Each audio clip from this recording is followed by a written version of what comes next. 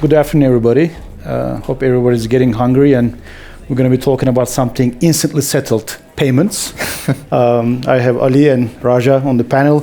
Adeep is running a little bit late, so he might join us momentarily. So when he joins, make sure to ask him a tough question. We'll start with that. So today we're going to be talking about PayFi. As you know, blockchain is becoming more utilized in the payments world. You have TradFi and DeFi converging around providing solutions to payments companies and payments providers. And today we're going to talk about how ARF and Stellar and Lulu Finance are trying to help payment companies realize some efficiency. So without further ado, maybe I'll start with Raja, with you. Obviously, Stellar is one of the OG layer ones. You guys been around for a long time and doing great things. And now you have more interest in the PayFi vertical, as we call it. We had TradFi and DeFi, but what do you think PayFi is and how Stellar is working in this category today? Yeah, well, thanks, everyone. Thanks so much for having me. When you say the OG, I agree, but I use that kind of concept with pride. I think we were very early as we were starting to think about payments, and particularly remittances and cross-border payments. And I think that was where Stellar really built its bread and butter. We've been really focused over the last, call it, year and a half on rapidly scaling up. And I think PayFi has been a critical element for us. I mean, I think the opportunity ahead is tremendous. Now, just when it comes to Stellar, I think the growth has been really big. You know, I think just the last quarter, we did, close to 400 million payments and almost $1 billion overall operations on the network. And so a lot of that scale was oriented around what we have seen in PayFi and emerging payments. And so I think the opportunities that we see ahead are very much tied to, you've got liquidity, compliance, and settlement, and being able to tie all of these things together. And look, we've been joined by someone, so I was just shooting the shit for a little bit until we got somebody.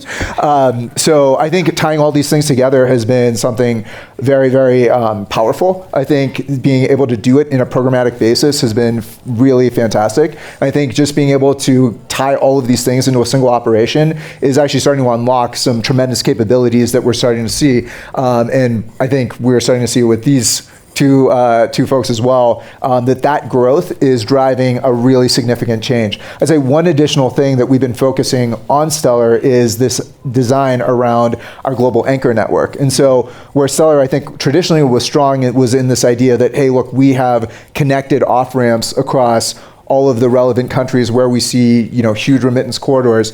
One of the key focuses for us right now is how do we rebuild those with the current technology set, making sure it's wrapped in our smart contracts platform, and then able to take advantage of the programmatic capabilities enabled by PayFi. And that should be the next kind of generation of where we see Stellar go. Amazing. Thank you for that. And Adeep, thanks for joining us. No, thank you. Welcome so sorry to be late. No worries. It's DAVOS traffic. It happens. Yeah. So Adeep, maybe switching over to you while you're already fresh on the panel. Lulu obviously started before blockchain was around and utilities and volumes were not there, but you guys are moving massive volumes. Can you tell us about how the evolution happened at Lulu from TradFi to DeFi, now also going to PayFi a little bit? Sure. So just to give you a context of Lulu Financial Holding, based out of UAE, we are into the cross-border space, spread across 10 odd markets, 2024 stacks, 900 billion global remittance. We process close to 19.8 billion. So that's 2% of the world remittance flow through our rails. We've been a strong advocate of technology from early 2009 onwards, since our inception. And we divided our stories into two legs. One is interface and one is interoperability between multiple payment ecosystems as such. So the first one was mostly onto the customer interface. And the second one is us trying to establish ourselves with multiple partners who were the major players at that point of time. And what we did is that early adaptation. So the first story of 2009 till 2015 and 16 was all about API Connect. Most of the major banks were not even on API rails during that point of time. And we as an organization said we'll be an API first organization where we will only start to connect to those banks who's working towards developing ourselves on that one. Come 2015-16, it was all on blockchain, so on distributed ledger.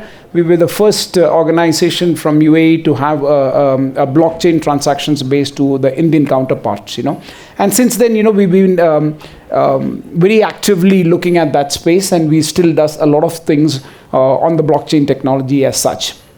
Then recently, it's all about moving into the stablecoin space as such.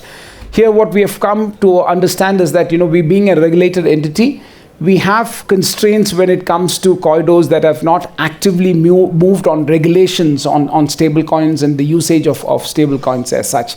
But on markets that have really progressed well on bringing out the right regulations, we've been quite an early adopter or a fast adopter into that market space. Real-time settlements, the ability to make sure that, the cost of funds can be really brought down, The cost of remittance has not really increased over a period of time. Yeah. The competition has made it even tighter and tighter, and the new set fintechs who comes into the market and wants customer acquisition keeps burning, makes it very difficult for traditional players such as us to really adopt into that space, because we always find that the purpose of being in business is basically to earn revenue. Yeah.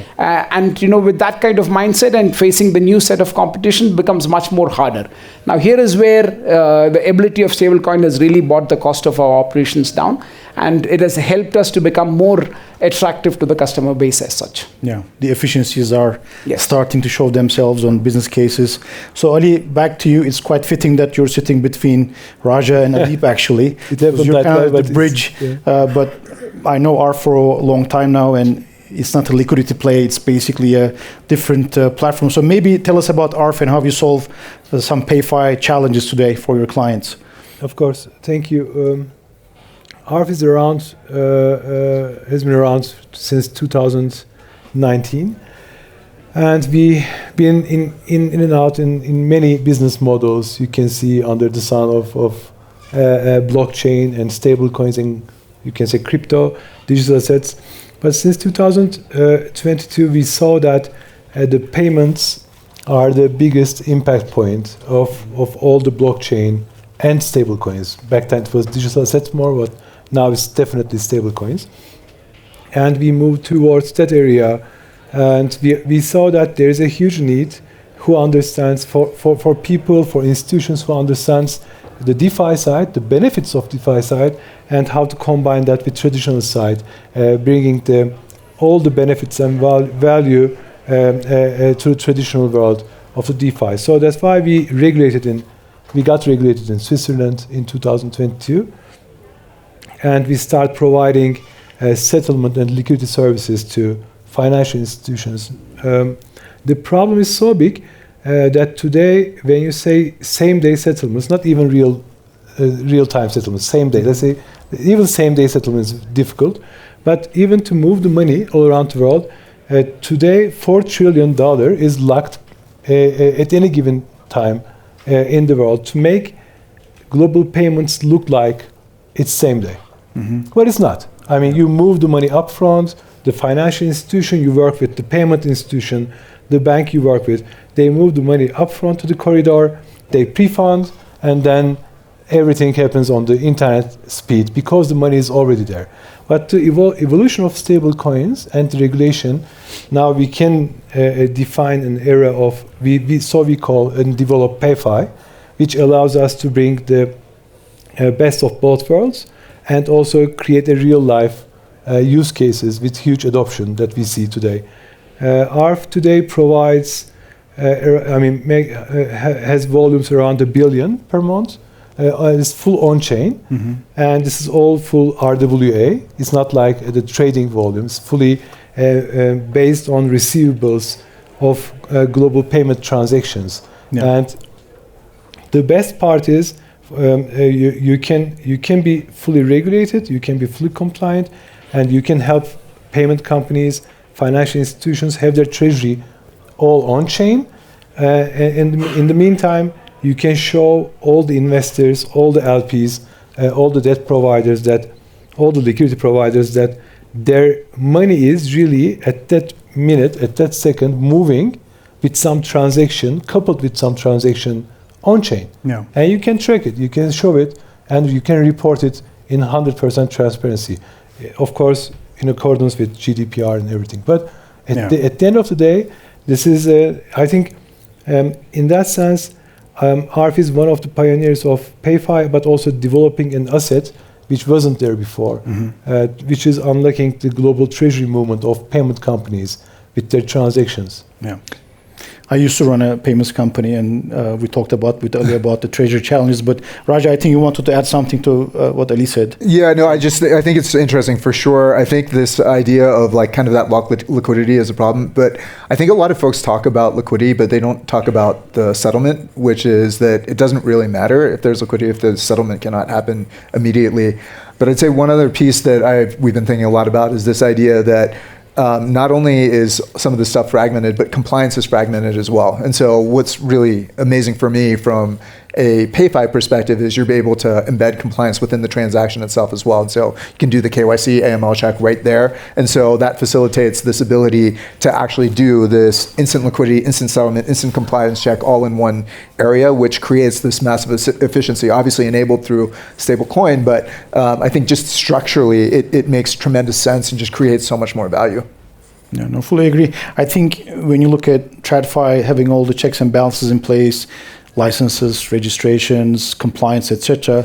Now combining that in a grown-up manner, in a payments vertical together with DeFi, it's still a learning curve. And I think we have seen this in many different discussions with treasury practitioners, banks, payment companies. But I think this is bringing the best of both worlds together, where you have the DeFi efficiencies and speed and unlocking other products such as yield, but also on the TradFi side, you're actually putting some vitamins and painkillers on your operation. So maybe Raja, back to you. When you look at Stellar's roadmap today, obviously we had the stablecoin summer. Everybody's talking about how big this is going to be in the future. What is on your product roadmap from a PayFi perspective at Stellar? Like, what's on the agenda? Yeah, well, I mean, I love that. So as we start talking about yield, I think something from the Stellar perspective is we believe strongly that local stables have a real place. And certainly when we talk about stablecoins, I think generally most people are referencing US dollar-backed stablecoins. What we've started to really think about is this idea of yield-bearing stablecoins, almost basically stablecoins that are backed by short-term treasuries, as articulated by a company, Etherfuse, which sits within our Stellar orbit. And what they've done is basically build what's basically a stable bond product that's backed by 90 or less treasuries in the Mexico market. And so you have this like very interesting thing where it's if you built a stablecoin that was backed by peso versus a stablecoin backed by dollar, the majority of people would choose the dollar because of the stability of that asset. But what Etherfuse has been able to do is by basically backing it by treasuries, they're actually exposing the risk-free rate within Mexico's sovereign debt, which gives it yield, and that yield benefit actually makes this an attractive asset. And when you have those sorts of opportunities, what you're actually optimizing for is the ability to basically optimize the FX fee, because that yield can actually compress the cost in a very, very meaningful way. Yeah. And so when I think about like the opportunities that come next, those are the innovations that I think will trigger this next wave. So now you've got this kind of wrapper, and by the way, these stable bonds basically act as a payment asset now, because of the transferability. So I think when you wrap it under a whole PayFi context with, again, that the liquidity, the settlement, and the compliance wrapped in this new innovation, now you're getting to something that's incredibly powerful and something that actually scales at a global area. And so I think that's really the key, because when we talk about scale, it's not just about access points, it's actually about delivering this value creation within that kind of scalable infrastructure. Yeah. I mean, I think it's interesting that there are 180 different currencies on the planet, and there are probably equal number of stable coins right now. And as we all used to say, investing in early token projects, every token needs to have a business model, but not every business model requires a token. And I think that applies to stable coins as well. Yeah. Depending on your corridor and geographical focus, every stable coin has a different value proposition. Adip, back to the remittances topic. As you said, the competition is heating up. Things are getting a little bit squeezed in terms of margins. What is on your product roadmap in terms of next steps for Lulu as you guys are expanding into DeFi and Web3 a little bit more? Yeah, so two sides. We find that the use case of stable coins is here to stay. If you really look at the 2024 stacks, again, Worldwide, 24 trillion was made in transactions on stable coins, which still constitute only less than or equal to a percentage of the global transactions on fiat currencies out. You know? So I think so. There's a huge case that could be utilized for the stable coin as such.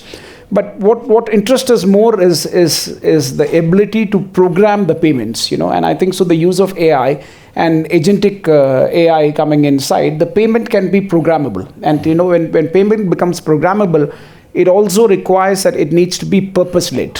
You know, so if you really look at the World Bank data, 70% of the global cross-border payments are basically used for school fees, family maintenance, and so on and so forth, which becomes the base layer. You know, and if you are able to use AI in a very constructive manner, and programmable payments comes into the picture, then the ability to reduce the cost of compliance also exists at that point of time, because you know to the end to end, you know both the remitter and also the beneficiary. And this is what organizations such as us, because we are both present in geographies of origination and also the geographies of settlement, and players such as us who works extremely well on the last mile connectivity between making sure that the payments happens on time. So if you really look at the largest corridor that we process between GCC and India, our TAT time is below 5 seconds. So wow. Once a consumer makes a payment either through a physical touch point or through an app, by the time he's finished, he already gets a message from a local bank saying that your money is getting credited on time. So that's the efficiency that we built over the last 15 odd years, and I think so that's here to stay. Now, how do I make the cost of fund of moving that? India being a traditional market out, you need to do the pre-funding aspect, Yeah. And in the geography that we are based out on, on a Thursday, because Friday is a half day working for us. So we need to make sure that, we need to fund for Friday, Saturday, Sunday, and a Monday. Why Monday? Because by the time US opens, we are closed. Yeah. So the amount of cost of funding that is required for us to make sure that the transactions stays seamless and the experience does not get diluted, it all depends on how do we onboard players such as ARF onto our network, who on a real-time basis eases the cushion of payments. I'm going to get into how ARF fits in between you guys, because that's quite interesting. But 5 seconds, that's probably faster than instant SEPA. I mean, no pun He's what intended. sweetens us, Yes. If we are the bread, he's the jam of the water. And then it's interesting that when it comes to payment treasury and functionality of, payment flows, we had buy now, pay later, but it's almost like send now, get later, because of the delays that you have in the traditional banking flows. And I think ARF is trying to solve that for many payments companies today, not in the future. So it's not a theory, you're actually doing it. So maybe, Ali, you can give us a little bit of an operator level of view. How do you work together with Lulu and Stellar in solving these problems? Yeah. Happy to, of course. So as Mr. Rajiv said, that even you can move money on chain in seconds, it doesn't mean you can really settle the real use case in seconds. I mean, because the money should be there, the transaction should be there, the money should be collected. And what happens is like, for example, one of our clients moved the money from US to UAE or Singapore, and we provide the liquidity for that, because at the time they collect money, it's already been a little bit late, or they are already... It's after bank hours, maybe. Correct. Or they are continuing to collect money and pushing us the transaction information while we are providing the liquidity on chain, helping them to settle with their partners. Because it's not about the money, basically, because the money is not really moving in that sense. In the IOUs and the finality of the value really matters. And the blockchain is playing a huge role there by providing the finality, but we provide the liquidity in between the companies. For example, we have another client. They're a huge Amazon merchant payments company. At the time they settle with Amazon in the UK, it's already very, you can say at 5 p.m. in Singapore, Hong Kong. Mm-hmm. So there is no way to settle same day. Yeah. So we help the T+0 doesn't. I mean, they work with Barclays, they work with other banks. They couldn't solve it basically because there is no way to settle at that second in fiat world. But in on-chain world with liquidity, This is what we can really provide. And also with Stellar, we are one of the first network partners that integrated with Stellar AnchorNet. We were acted as a meta anchor, and we provided all the on-off ramping and liquidity. And afterwards, Stellar worked with us on the liquidity side, and now we are also moving towards a stage where we also look for more on the BD side together. But we work with them maybe since 2020, 21, and we are building on them. And they are one of the first backers, also our equity investors. So we are really happy to be in the ecosystem and the family. Oh, great. Yeah. No, look, I mean, you guys are the pioneers, and I think the relationship is obviously very natural. We are almost out of time, so maybe a quick fire. I'm not going to ask you about Bitcoin price prediction. Don't worry about that. But I think when you look at payments and PayFi, what are the next steps from a regulatory perspective, from macro perspective? What do you guys are looking forward to, and what do you project in the next 12 to 18 months? What are we going to see in terms of PayFi macro movements? I think from my perspective, so something I'm very excited about. So on Stellar, we just eclipsed $1 billion in RWAs issued on Stellar, which is exciting. A stablecoin is an RWA. It was the first. There's a significant expansion. The more that asset issuers are looking at their assets, getting on-chain, and then moving like a payment asset, I think is fairly critical for them. And I think that's where we're going to see a lot more value. I think without a doubt, like like what Ali and Arf is doing in terms of like providing instant settlement, I think that is very key. But really, I think we're going to start to see PayFi now actually be that, we talked about that bridge between DeFi and TradFi, but it is actually just an infrastructure adjustment that I think PayFi actually enables, because it actually closes the gap between where we started from and where we're trying to go. Okay. Pradeep? Oh, for us, it's all about agentic payment or embedded finance. Okay. So it's all about finding the needs and necessity, understanding consumers in a much better angle, because we believe that what would survive post all these disruptions that is happening in the market is people who have a direct control on the consumer base, and who can do the real-time settlement on the other end. So unless you don't avoid a lot of middlemen in between, your business would be very hard to survive. So it's all about getting that embedded payment up inside into understanding the consumers in a more effective and efficient manner. Fully agree. Ali, from your side? No, of course. This year and next year will be for us that we are becoming more and more regulated, especially in Switzerland and also some other jurisdictions as well. While we are building the regulatory layer for PayFi and for others to come and build, we will also we have already the monetary layer, but we are also building the agent payments on-chain combination. So this will be fully for treasuries, for payment and financial institutions, that they can connect with only APIs and move their treasuries all around the world near seamlessly. And also, of course, we like to build more and more business cases, use cases, especially with Lulu that we developed is a really, you can say, created at least 1 or 2 breakthroughs in what we do today. And we like to, we love the opportunity to move towards a more, you can say, complex grift markets, regulatory heavy markets like India, like UAE, and maybe building new use cases for local stablecoins, where we can really provide on-chain FX between stablecoins in USD and AED or Indian rupee or SGD, HKD, something like that. So it will be very, very interesting year for us as well. Fully agree. One prediction from my end, I think all we see right now on the payments layer is more cross-border around larger entities and merchants, but the biggest volume is, I think you guys know this better than I do, is the SMB market, where they need to tap into this embedded liquidity on the go without the underwriting challenges, without risk-taking. So I'm interested and excited about the partnerships between you guys and the payment companies catering to the SMBs, which is probably a larger market for us all. So thank you so much. I don't think we have time for questions, but you can grab us in the lounge area. Thank you. Thank you very much. Thank you.